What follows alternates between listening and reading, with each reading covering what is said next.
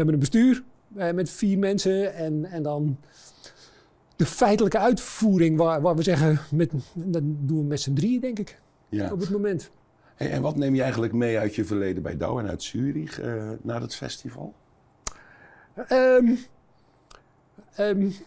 Wat ik meeneem, ja, weet je dat, je zei het al, ik ben directeur van het festival, maar het betekent dat je nooit aan de zijlijn kan staan. Dat is denk ik wat ik in mijn werk ook wel geleerd heb. Je zal mee moeten doen. Hands-on. Als je de leiding hebt, je hebt de verantwoordelijkheid voor iets. Dan werkt het niet als je achteroverleunt en tegen de rest zegt van nou zo moet je het maar eens doen. Dan zou je toch mee moeten werken, het goede voorbeeld moeten geven. En dat betekent ja, de grote lijnen bepalen voor de toekomst. Maar ook als er zaken plaatsvinden, dat je er ook bent. Dat je met je voet ook in de klei staat. Ja, en je bent bij het festival binnengekomen. Je hebt dat 20 jaar geleden ook meegemaakt, hè, vanuit een andere positie. Ja. Wat moet volgens jou absoluut behouden blijven bij het festival? En welke zaken denk jij, goh, nou, daar moeten we misschien eens een keer aan sturen? Kijk, het is een festival voor klassieke muziek. Dus die kern moet je behouden. Het moet hoogstaande kwaliteit zijn. Het moet absoluut behouden blijven. Tegelijkertijd is het festival van Zeeuws-Vlaanderen.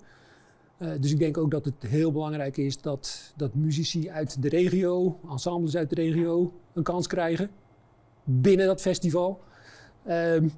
En ja, dat zijn toch elementen waarvan ik denk van dat moet blijven. Ik denk ook dat het een festival moet blijven binnen een beperkte tijd. Waarbij je veel keuzemogelijkheden hebt en met een beetje mazzel ook meerdere voorstellingen gaat zien, meerdere concerten gaat bijwonen, omdat ze allemaal iets anders bieden. En het moet zeker ook zoveel mogelijk verspreid blijven door Zeeuws-Vlaanderen. En is het festival ook toegankelijk voor mensen van buiten Zeeuws-Vlaanderen? Ja, natuurlijk. Sowieso de grensstreek, daar wordt ook promotie gemaakt. We zien ook nog steeds, denk ik, dat in die periode oktober dat er nog altijd veel toeristen aan de kust zijn.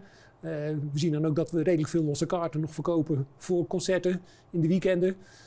Dus het is zeker ook interessant voor mensen van buiten Zeeuws-Vlaanderen. Dus het zou bijna een toeristische trekpleister kunnen zijn om in de nazomer nog even naar Zeeuws-Vlaanderen te komen en het festival mee te pakken vanuit de regio. Ja. Hoe omschrijf jij jouw leiderschapsstijl in deze beginfase? Wat ik net al zei, een beetje meewerkend voorman. En nu in deze eerste periode is het met name goed luisteren, denk ik. En meebewegen. Kijk, je kan binnenkomen en denken van, nou ik wil eens wat veranderen. We doen dit en dit en dit en dit allemaal anders. Dan is toch vaak de verandering het doel en niet het middel om ergens naartoe te gaan. Ik vind het belangrijk als je net binnenkomt dat je eerst maar eens even luistert van oké, waar staan we nu? Wat is er gebeurd? Waarom is dat gebeurd? Kijken naar de toekomst. Hoe kunnen we zorgen dat we in de toekomst succesvol blijven? En dat je dan langzaam de dingen gaat doen die je moet doen om te zorgen dat het festival blijft bestaan. Maar je wil vast ook een eigen signatuur aangeven. Je hebt een voorganger gehad die 20 jaar lang het festival gedragen heeft, Rinus. Ja. Dat zal ook wennen zijn om op die plek van Rinus te komen. Ja, het is, kijk, weet je, het is niet zo ingewikkeld. Hè? Rinus kan je niet vervangen. Nee. Die heeft dat 20 jaar gedaan op zijn manier. Als mensen zeggen van jij bent de nieuwe Rinus, dan denk ik dat ze de verkeerde conclusie trekken. Ik ben niet de nieuwe Rinus. Kijk, zoals Rinus het gedaan heeft, dat is uniek. Ja. Dat ga ik zeker niet zo kunnen. Nee. Ik ben een andere persoon, dus ik zal het ook anders doen. Ja. Dus als je dan zegt van signatuur, waar ik heel duidelijk nu aandacht aan wil besteden in de komende jaren, als ik de mogelijkheid heb om dat een paar jaar te gaan doen, is een beetje verbreding van het aanbod. En niet alleen van het aanbod, maar ook een verbreding van het publiek. Dus nieuw publiek. Ja, nou je ziet toch dat de gemiddelde leeftijd wat hoger is bij de concerten. Ik zou toch ook graag iets doen richting jeugd. En het lijkt me niet heel vanzelfsprekend dat als je maar heel veel promotie maakt op social media, dat dan jeugd massaal naar die klassieke concerten gaat komen. Dus het lijkt me aardig om samenwerkingen te gaan zoeken met bestaande poppodia in de regio. En te kijken of we in gezamenlijkheid moderne muziek met klassiek kunnen combineren tot iets interessants. En als je dan Als je dan zou denken van oké, dus je gaat nu een nieuw publiek creëren wat vervolgens naar het festival komt. Dan denk je van, ja, misschien. Maar dat is zeker niet mijn eerste doel. Het lijkt me heel leuk om vanuit het festival ook een onderdeel te hebben waar je jeugd bedient. En jongeren eigenlijk in aanraking te laten komen met klassieke muziek, die ze waarschijnlijk niet zelf opzoeken op het moment dat ze... Nee, precies. En weet je, als je zo nu kijkt wat er populair is. Ik las een recensie over een Spaanse zangeres. Rosalia, denk ik dat ze heet. Schijnt super populair te zijn, maar heeft ook heel veel verschillende stijlen die ze toepast, waaronder klassiek. Dan was er eerder ook een zangeres bij Eva op tv, Maria Mena. Die heel bekend. Super bekend en doet nu binnenkort, denk ik in januari, een tournee met Amsterdam Sinfonietta. Dus toen ik die twee dingen voorbij zag komen, denk ik van... het is misschien het goede moment om modern met klassiek te verbinden. Dus dat wil ik zeker proberen. Wil ik dat proberen alleen in oktober? Nee. Want dat is een van de dingen waarvan ik denk, nou, het festival is super belangrijk, is een groot evenement in Zeeuws-Vlaanderen, maar alleen in oktober. En dat vind ik eigenlijk zonde. Dus ik wil toch wel kijken of we het festival zichtbaar kunnen maken door het jaar heen. December dit jaar doen we een kerstconcert in Hulst. Dat is de eerste keer dat we iets proberen buiten de reguliere festivalmaand. Nou moeten we maar eens kijken of we iets in het voorjaar kunnen doen. In samenwerking met anderen. Wellicht iets voor jeugd. Of we iets in de zomer kunnen doen.